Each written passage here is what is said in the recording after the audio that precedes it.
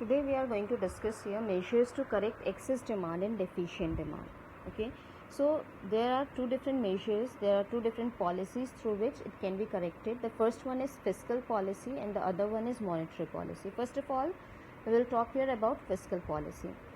Fiscal policy, it refers to budgetary policy of the government, or we can say revenue and expenditure policy of the government to correct the situation of excess and deficient demand in the economy.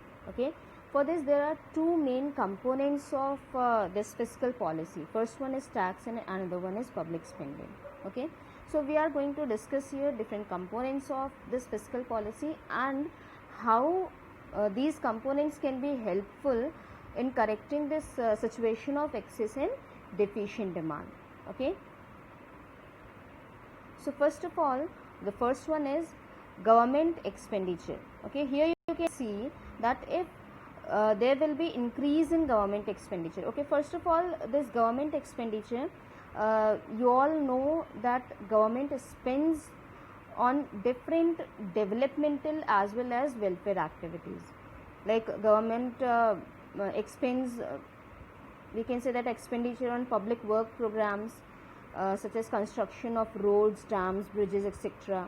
Okay, expenditure on education and public welfare programs and like this. Okay, so we are taking here example of subsidy. Okay, so if there will be increase in government expenditure in form of subsidy, then what will happen? Then there will be decrease in cost of production. Okay, cost of production for whom? For producers. Okay, because now they are getting this raw materials at lower prices.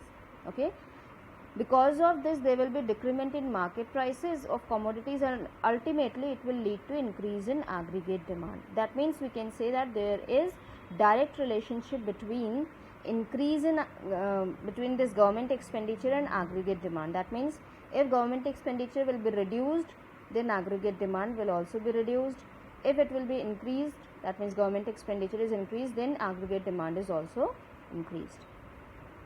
Now you can see here that if there will be situation of excess demand, then what will happen? This government expenditure will be reduced so that this excess demand can be corrected. In the very same manner, if there is deficient demand, situation of deficient demand, then increase in government expenditure. That means there will be government expenditures will be increased in the economy to correct the situation. Now moving on to next component, that is taxes. Okay, so taxes, you all know that these are compulsory payment made to government by the households and producing sectors. Okay, so now if tax rates will be increased, then there will be decrement in purchasing power of consumers, because when tax rates will be increased, then obviously the market prices, it will also increase. Okay, due to which there will be decrement in purchasing power of consumers and ultimately there will be decrease in demand. Okay, that means what we can see here, that there is inverse relationship between tax and aggregate demand. Okay, so if tax rates will be decreased, then aggregate demand will be increased, and if tax rates will be increased, then aggregate demand will be decreased. As you can see here, that deficient demand, if there will be situation of deficient demand, then what will happen? Then tax rates will be reduced. Okay, and if there will be situation of excess demand, then these tax rates will be increased by government. Clear? Next we are moving on to public borrowings or public debt. Okay, so public borrowings, this is what we can see, that by borrowing from the public, the government creates public debt. Okay, so if public borrowings will be reduced in the economy, then there will be higher liquidity with the public. Okay, and it will lead to increase in purchasing power of public, which ultimately will lead to increase in aggregate demand. That means we can see that there is inverse relationship between aggregate demand and public borrowings. Okay, if public borrowings will be increased, then aggregate demand will be decreased, and if public borrowings will be decreased, then aggregate demand will be increased. Clear? As you can see here, this deficient demand, if there will be situation of deficient demand, then public borrowings will be reduced to correct the situation. In the very same manner, if there is situation of excess demand, then these public borrowings will be increased. Clear? Now moving on to next one, that is monetary policy. Okay, monetary policy, this is what? This is another policy through which the situation of excess and deficient demand can be corrected. Okay, this is the policy through means it corrects this situation by regulating interest rates and availability of credit in the economy. Clear? Now we are going to discuss here different components of this monetary policy through which excess and deficient demand can be corrected. The first one is repo rate. Currently repo rate is 4%. Okay, so repo rate, this is what? This is the rate at which the central bank lends money to commercial bank. Okay, so if there will be increase in repo rate, that means for commercial banks the loan which they are getting from central bank, it become costly. So obviously when they are getting loan costly, okay, so when they will provide loan to the public, okay, they will also provide loan at higher rate of interest. Okay, that means it will lead to increase in market rate of interest. Okay, in the very same manner, if it will means if market rate of interest will increase, then it will lead to decrease in demand for credit. Okay, and it results in decrease in consumption and investment expenditure, which finally leads to decrease in aggregate demands. That means we can say that there is inverse relationship between repo rate and aggregate demand. As you can see here, that repo rate is increasing, so there is decrease in aggregate demand. In the very same manner, if there will be decrement in repo rate, then it will lead to increase in aggregate demand. Clear? So here you can see that if there is situation of excess demand, then it can be corrected by increasing repo rate, because it leads to decrease in aggregate demand. Okay, likewise, if there is situation of deficient demand, then this repo rate, it will be reduced by central bank. Clear? Now moving on to next one, that is open market operations. Open market operations, this is the policy that focuses on increasing and decreasing the stock of liquidity with the people through sale and purchase of securities by the central bank. Okay, so if there will be sale of securities, that means if government if central bank, it sells securities of government to whom?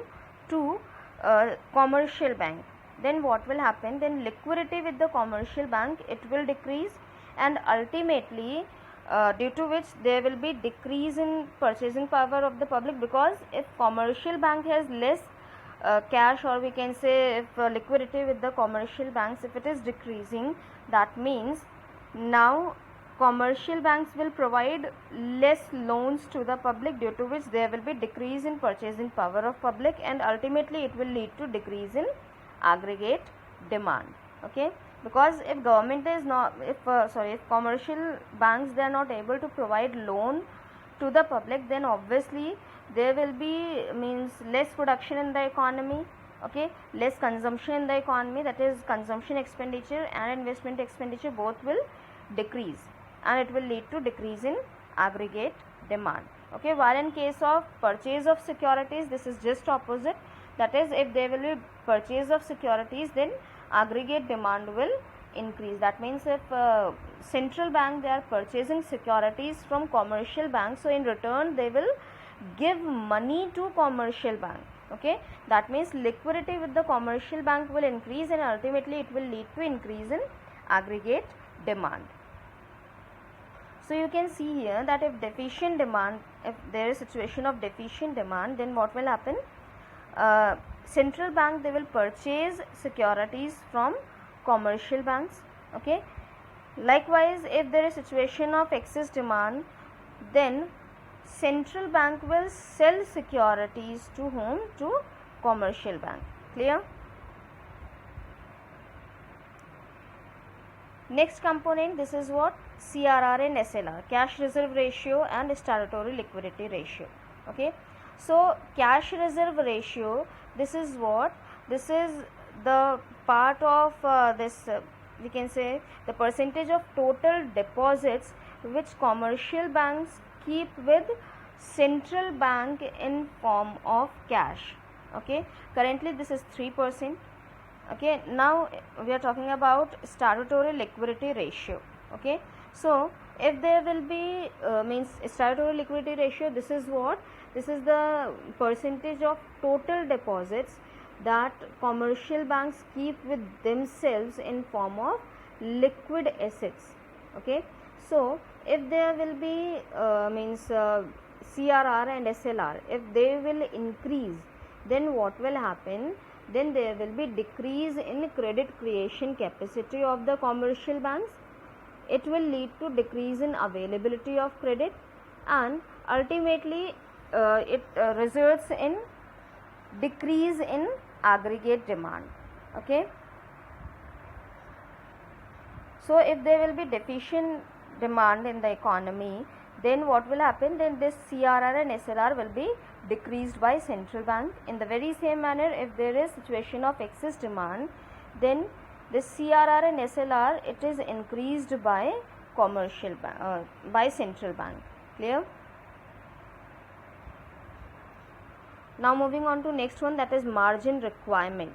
Okay, so margin requirement, this is another component of this monetary policy. Okay, so it refers to the minimum down payment that the borrowers are required to make as a percentage of their total borrowings from the commercial banks. Okay, let us understand it with the help of one example. See here, if suppose if loan amount that is required, this is 1 lakh. Okay, for that bank is asking collateral security, which means market value should be 1,50,000. So here margin requirement, it will be 50,000. That means it is the difference between collateral security and loan amount. Okay, so you can see here that if margin requirement, it will be increased, that means now loan become costly for the public. Okay, due to which there will be decrease in demand for credit, and ultimately it will lead to decrease in aggregate demand. Clear? So here you can see that if there is situation of deficient demand in the economy, then this margin requirement, it will be decreased by central bank. Okay, while if there is situation of excess demand in the economy, then this margin requirement will be increased by the central bank. Clear? Next is moral suasion. Okay, moral suasion, that means the moral pressure or persuasion on the commercial banks by the central bank to follow its guidelines. Okay, banks are advised to be liberal in lending during situations of deficient demand, and they are advised to be selective in lending during the situations of excess demand. Clear? Now moving on to next one, that is credit rationing. Credit rationing means distribution of loans according to prescribed limits for different sectors of the economy. Okay, and here dear money policy and cheap money policy is used. So this cheap money policy, it will be used in case of deficient demand in the economy. First of all, what is this cheap money policy? Cheap money policy, that means loans are provided at lower rate of interest. Okay, so if there will be deficient demand, then interest of rate will be reduced. Okay, so rate of interest, it will be reduced. Okay, and if there will be excess demand, then dear money policy will be adopted here. Okay.